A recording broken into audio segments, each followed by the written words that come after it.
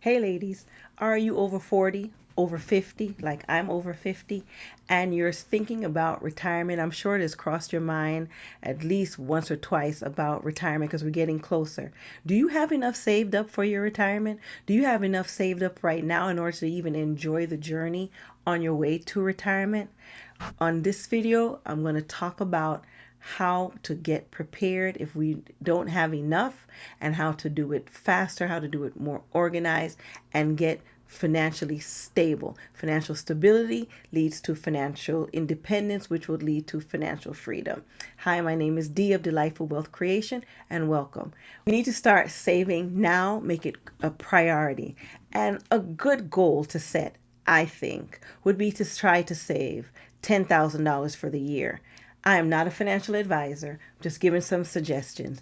And I know 10,000 may sound like a whole lot of money. Like, how can I save $10,000 for the year? I already have my mortgage, my rent, I have car note, I have student loans I'm still paying, I have all these other credit cards, I have all kind of expenses, loans to repay.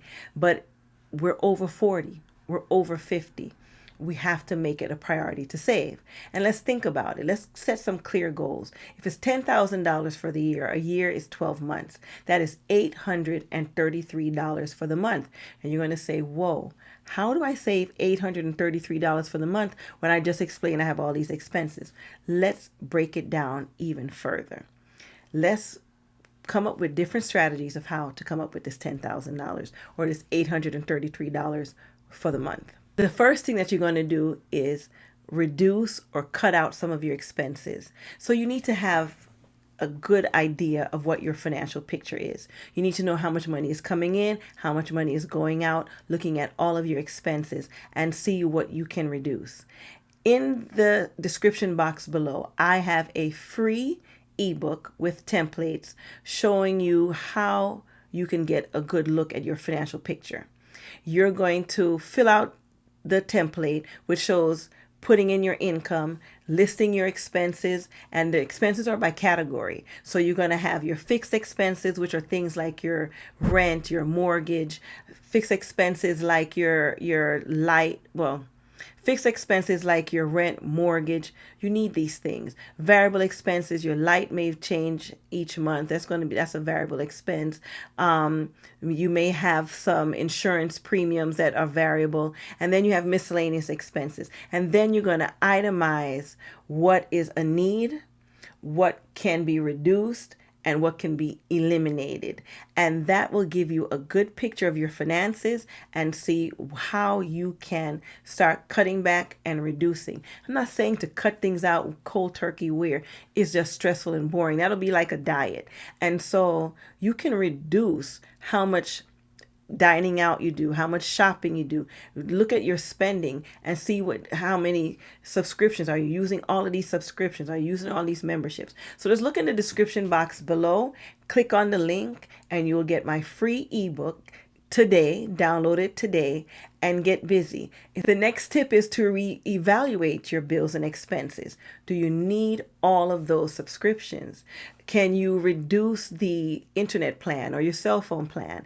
In that same free ebook that I mentioned, I have a few scripts in there that you can use to call the credit card companies, call your internet provider, your cell phone provider, and negotiate with them to get your prices reduced, the cost of it reduced. If not, you look for another company that has a better option for you, and that will help you to save more money. And before you know it, you'll be able to start adding up the money that you're saving to come up with that $833 per month. And when you see that you're able to reduce and cut back, you'll be able to save, I guarantee you, at least $10 per day. If you are saving $10 per day, that is $300 per month. You're almost halfway there to saving that $833 per month just with that simple strategy of renegotiating your rates, cutting back on some of the expenses, kind of trimming the fat a bit, and you'll be able to have enough to save up for your $833, which times 12 is the $10,000 for the year. Something else that you can do as well, another tip, is to sell items that you are no longer using in your home. Have you redecorated? Do you have pieces of art that you no longer hang on your wall?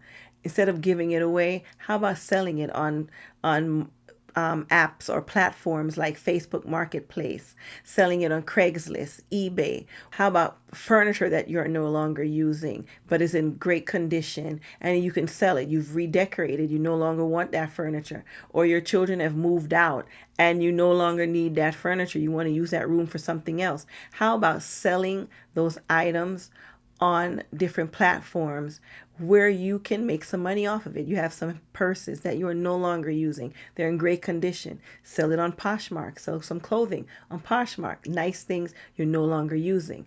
Those are ways to come up with money, and that can help you come up with your $833 for the month. Number 4, there is power in a side income.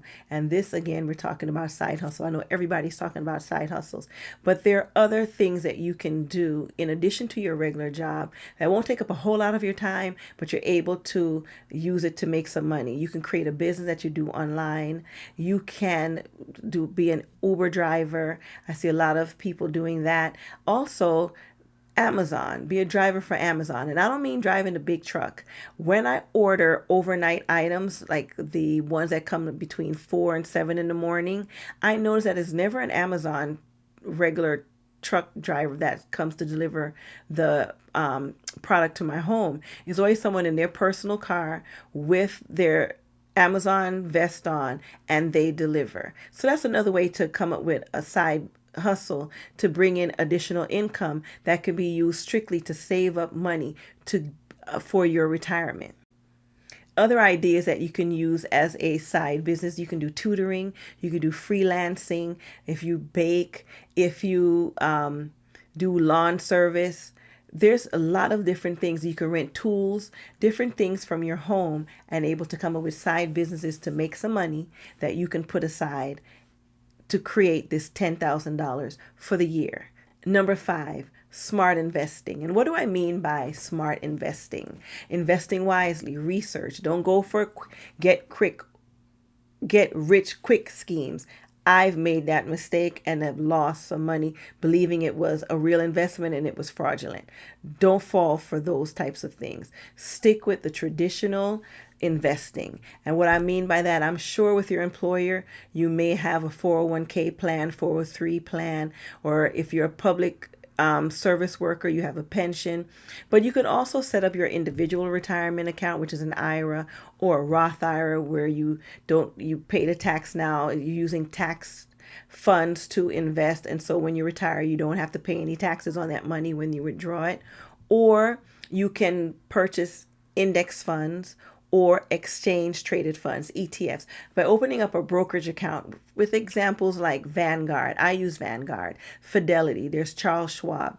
And you can invest in these funds and have your money grow. And those funds, like the index funds and ETFs, you don't have to wait until you're retired in order to withdraw from those funds if you need it. But these funds usually have a annual return of about 10%. So let's say you were saving $35 a week. That's $140 a month. Or if you saved $100 a month.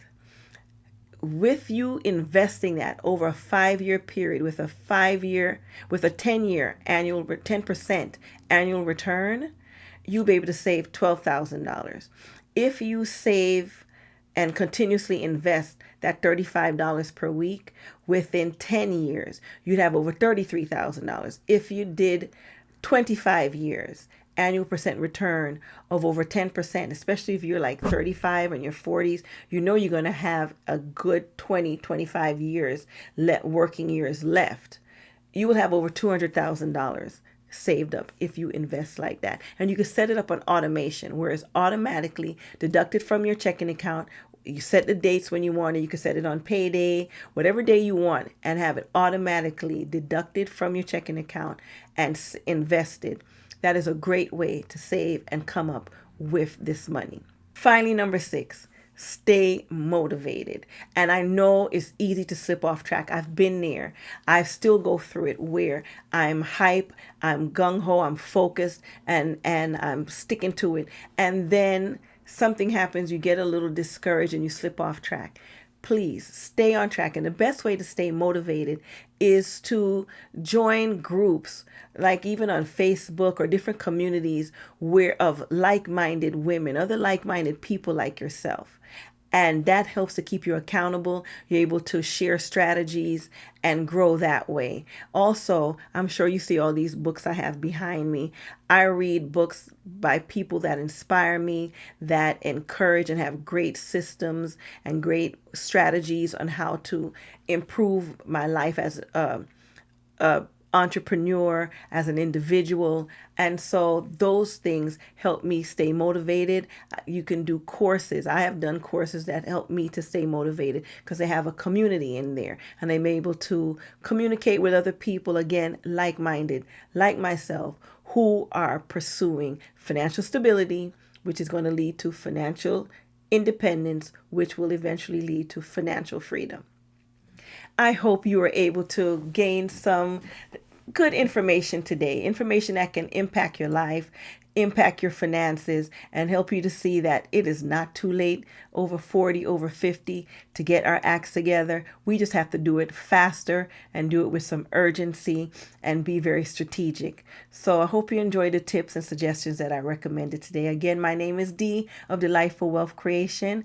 And until the next video, take care.